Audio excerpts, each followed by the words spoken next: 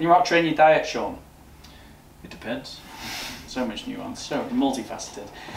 All right, so let's talk about if we can actually out-train a bad diet. I mean, it's an age-old question. It's a question that comes around probably more than anything. There's so much content and things driven around it, and most people just give you a nice, clear answer, and we're not going to give you as clear of answer as what you want. So I think the first thing to start on is that it really depends on the context of what you're trying to do. Probably your starting point as well, to be honest, like where you're at in your, say, fat loss journey or your training journey. Yeah.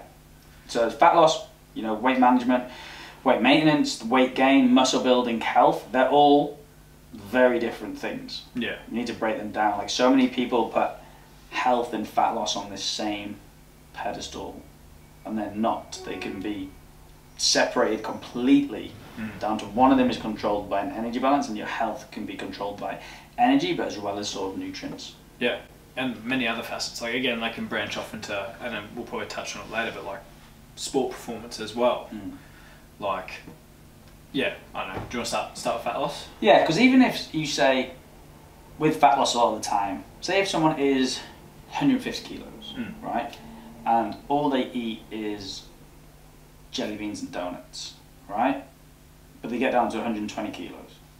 They are substantially more healthy now at 120 kilos than they were at 150, even though their diet has been extremely poor.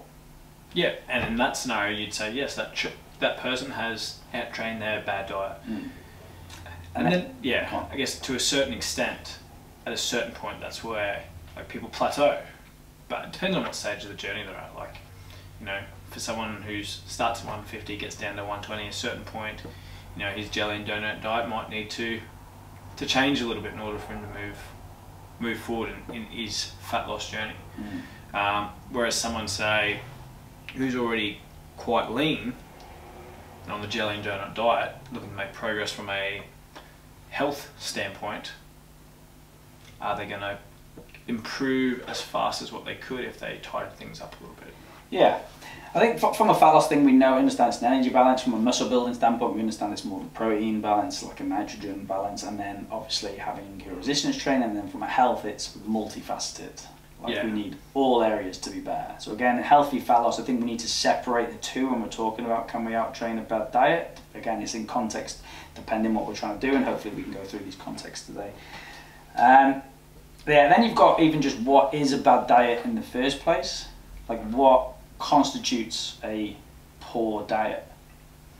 Yeah, I don't know, standard, a lot of people would argue the standard American diet isn't the most ideal diet in the world, but you know, it's hard to put a label on things. I think when you start moving into, like, again, just my opinion, when you start moving into foods that are very highly processed, you don't have a lot of nutrients, they're sort of low protein, then I think that starts leaning towards more of the negative side of things. You start heading towards, it's easier to go, it's easier to sort of gain more fat. It's easier to, you know, feel more fatigued because you're not fueling your body appropriately with the things it's probably requiring for it to flourish. Yeah, usually if it's processed a lot, then you're going to have a lot less nutrients in it, usually. But it's a tough one. There's so much here. There's so much to break down. There was a paper a few years ago when we were going through my nutrition course, and there was a guy that got ready, did a 12-week or 10-week shred so he could stand on stage just to prove a point about energy balance, because people still argue about energy balance.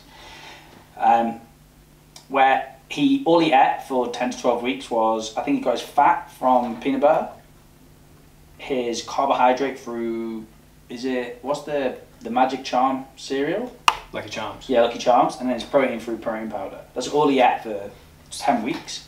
The guy, like, shredded, like, looked absolutely phenomenal, like, absolutely shredded. But in the context thing, would you say that is, you know, a healthy, well-rounded diet? No, not at all. I bet he felt fairly terrible, but he just wanted to prove the point that the calories are the calories, the macronutrients are the macronutrients. It doesn't necessarily matter where you get them from.